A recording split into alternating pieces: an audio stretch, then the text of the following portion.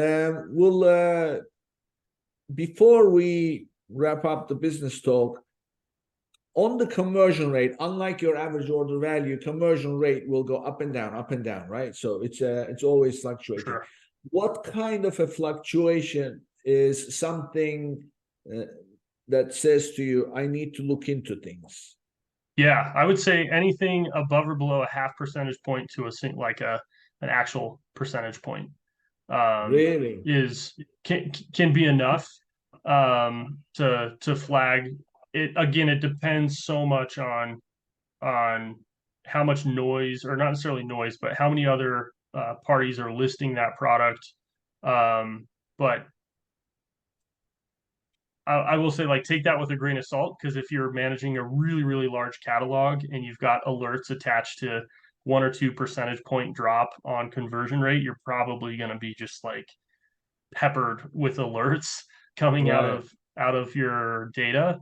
But yeah, for larger catalogs, or things where there's a lot of kind of like turmoil going on, it's tough to say exactly like, hey, this percentage point is where we set the alert, because it definitely does depend kind of on like what the baseline is for a brand or for a product.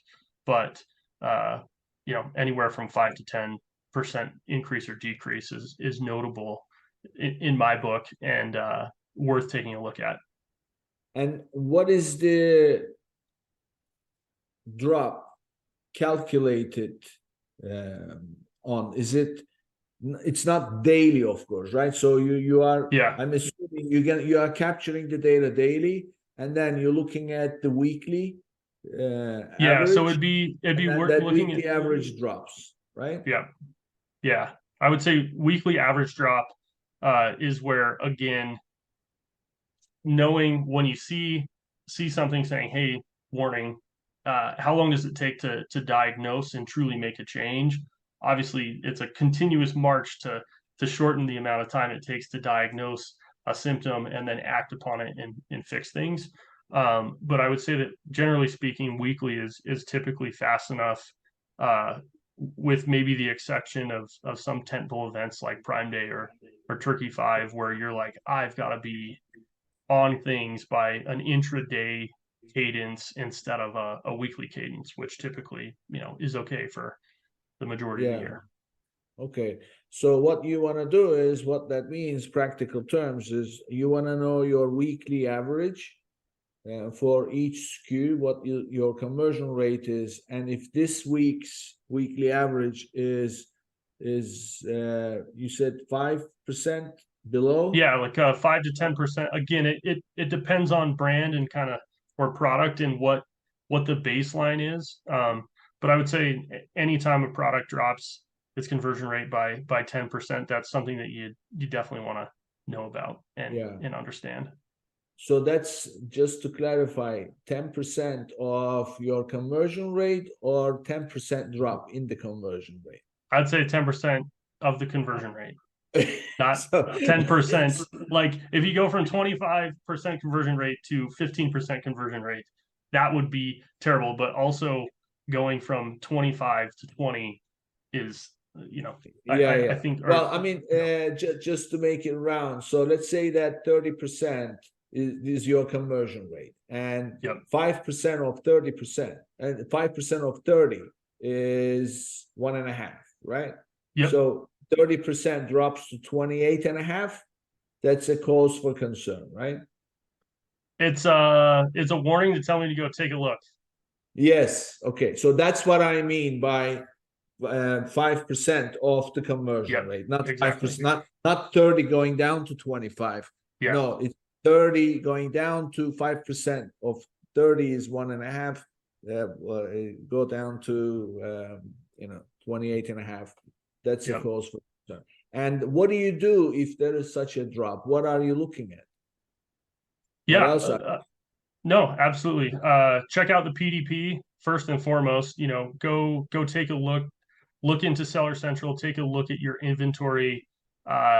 It could be reviews. It could be, maybe somebody put up a review on your product that's very not favorable, and you have an issue with your product, and it could be you you dropping out of a certain review percentage where you can advertise because it's no longer retail, considered retail ready.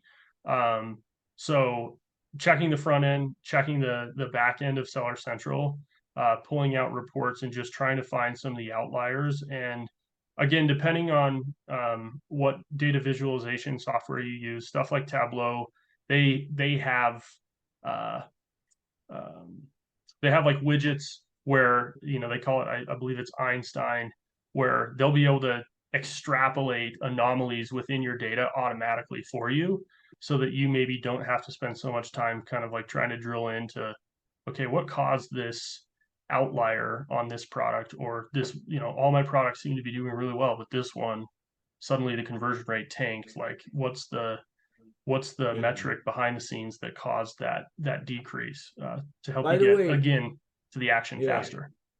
How about traffic? Do you find that increase in traffic is a cause for decrease in conversion? Um, it can be, absolutely. I would say that you, depending on the reason for the traffic increase, I would probably expect my conversion rate to initially kind of come down a little bit if you have a big spike in traffic that's completely out of the norm. Um, but again, there's a lot of reasons why traffic can spike. It can be, suddenly you got a bestseller badge. You became the bestseller maybe in one of the subcategories that you've been targeting. You're not like the number one jacket in men's jackets. That would be the golden place to be, right? But maybe in men's high performance rain jackets, suddenly you're now the bestseller for one of those like really tertiary subcategories, and that could cause things to change in your organic rank on a larger category. So um, again, I think it takes you a minute to diagnose exactly why the traffic spiked, unless you're literally just pouring media dollars on. Then it's pretty easy to say, oh, okay, well, we just turned on PPC, so we can expect a pretty quick traffic increase at cause and effect. And yeah, but once you've diagnosed, I would say initially you probably expect to see a little bit of a dip in conversion rate, but hopefully you get good at understanding where and who that customer is and where they're coming from, so that you can prime them with content and the right signals to help keep that Right, conversion rate high once they get there. right. Yeah, I mean, this is something also, it links directly to the Amazon algorithm that will give you more and more exposure in search results, since a conversion rate drives a lot of things. Yeah. So Amazon's expectation is to maintain a stable conversion rate no matter what the traffic is. And your point about why the increase is exactly the reason. You don't want to be driving irrelevant traffic to your product listing at all, because that's gonna cause your conversion to drop, and Amazon is not gonna like that, and then your exposure in search results will also suffer as a result of it. So Amazon, they are ruthless in their expectations for sellers. They don't want Yep. your conversion rate to drop just because you've gotten extra traffic. Yeah, it Yeah, doesn't. It's not like absolutely. so. Yeah, so because ultimately, what do you want? You want your organic uh, rank to increase so that you have more and more exposure, and that more organic rank increase will come from the listing performing really well. So if the listing is going to perform well, it's going to convert well. So by Yeah, sending more and more traffic that's not converting, it's not going to help you, right? So exactly. Yeah, and I'll admit, like, it can be really tough, and sometimes you got to think out of the box. Like, if there's you're watching a live sports game and they like hone in on somebody and it's clear what the product is, it wasn't planned product placement, but use other tools that are out there, stuff like Google Trends. Sometimes you can start searching for a specific product and see, like, okay, I know what's happening on Amazon and on my PDP, but I think you'd be selling yourself short if you treated like anything that ever happens to my product only ever happens and only is ever spoken about or searched on Amazon. People are searching for things all over the place, and definitely use those tools that are available to you